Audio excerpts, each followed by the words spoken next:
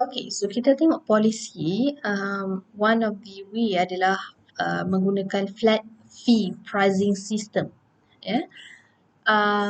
So in most communities, supplier charge a fixed fee per household or commercialized establishment for this this municipal solid waste. Yeah. So it is known as flat fee pricing system. Yeah? And take note that the waste generator is charged nothing for any additional containers of trash beyond the first one, which means that the price does not reflect rising this marginal private cost. So demanders effectively pay a marginal price of zero and have no incentive to reduce waste. Ya, sebab dia adalah flat rate. Maksudnya macam tak kisah macam mana pun kita akan bayar sama sahaja dia punya fee. Okay, so under such scenario, the market equilibrates where MPC equals to MPB equals to 0 at Q0. At QC. At Q0. Yeah. So what happened? Yeah. There will be no incentive to reduce wastes, too many resources allocated to municipal solid waste services. So ini adalah dia punya diagram lah. Okay. So this is the diagram. So this is the marginal private benefit. This is marginal marginal private cost. So this is the quantity of the municipal solid waste. Yeah.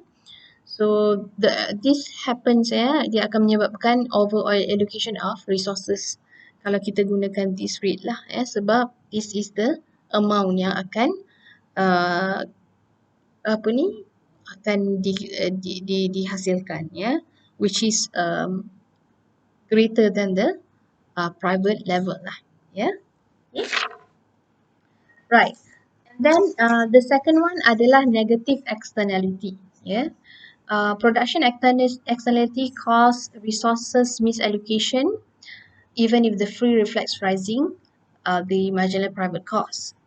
In the municipal solid waste services market, external costs must be due to groundwater contamination, air pollution from incineration, or impairment of aesthetics. So this is the negative externality. And now, the production externality is captured by the marginal external cost (MEC). Sebelum ni yang flat fee tu tak ada marginal external cost curve. Now kita tambah marginal external cost curve, which must be added to the marginal private cost to identify the marginal social cost of producing the good. And the efficient output level is at QE, which is lower than the private market outcome QC. So now kalau kita gunakan this negative externality, kita akan dapat efficient lah. And then so what happened so however this still masih lagi kalau kita tambah marginal external cost pun masih lagi capai efektif lah it's not yet efficient lah so this is the private price and the quantity, and this is the efficient. However, over allocation of resources in QC is greater than QE. Right? So masih belum lagi capai the efficient level. Okay. Right. So now kita tengok market approach. So market approach untuk the municipal solid waste ini would be lebih baik lah. Kita ada 3 market approach.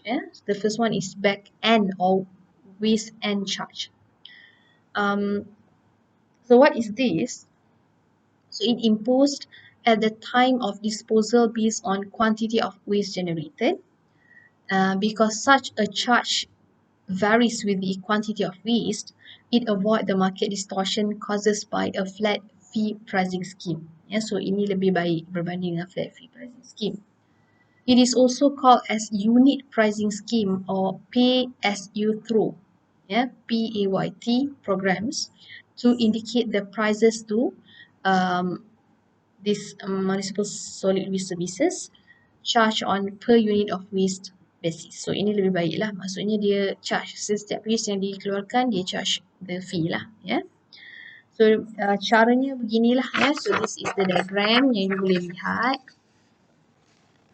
Okay. So this is marginal private benefit equals to marginal social benefit. So this is marginal private cost, and then kita tambah sekali dengan marginal external cost. So now this is the flat fee itu, the fee is equal to the PE. Yeah. So the charge must be set to cover the marginal social cost at the efficient equation. So this is efficient lah compared to the flat fee just now, right? So this is what do we call as the back end of waste and charge, right? And despite of theoretical arguments for this policy, there is actually growing body of empirical evidence suggesting that unit pricing is a viable policy instrument. So this unit pricing of waste generation is actually the viable ataupun most feasible and efficient lah, based on the evidence lah, ada evidence sebab banyak research mengatakan yes, this is the efficient one. It is used over 4,000 communities. Ini kalau based dari segi evidence 4,000 communities in 43 states, and some use bag and tag system. And the 50 cent per container lead to the reduction of 3,650 tons year for a community of 100,000 people. Maknanya dengan adanya this kind of policy memang terbukti kurang container of this waste lah. Okay, telah menyebabkan kurang lah waste. Ada bukti. Okay, itu adalah the first market policy. Kedua market policy adalah ataupun market based approach adalah front end or retail disposal charge. So this is an alternative of the pricing scheme aimed at the municipal solid waste problem, to use of front end or retail disposal charge. So this is different from the waste and charge lah. Kalau waste and charge tu kita guna kita impose on waste at the point of disposal. Kalau retail disposal pula levied on products at the point of the sale. Okay. So the objective is to encourage pollution prevention through source reduction, right? So it is aimed at a consumption externality. Okay, to correct the inefficiency, government can impose a retail disposal charge on batteries. For example, bateri ni dia akan they will create hazard actually. Sebab bateri ni dia akan menyebabkan chemical dia akan menyebabkan sesuatu yang tak baik untuk kesihatan dan juga environment. Sebab dia ada chemical kan.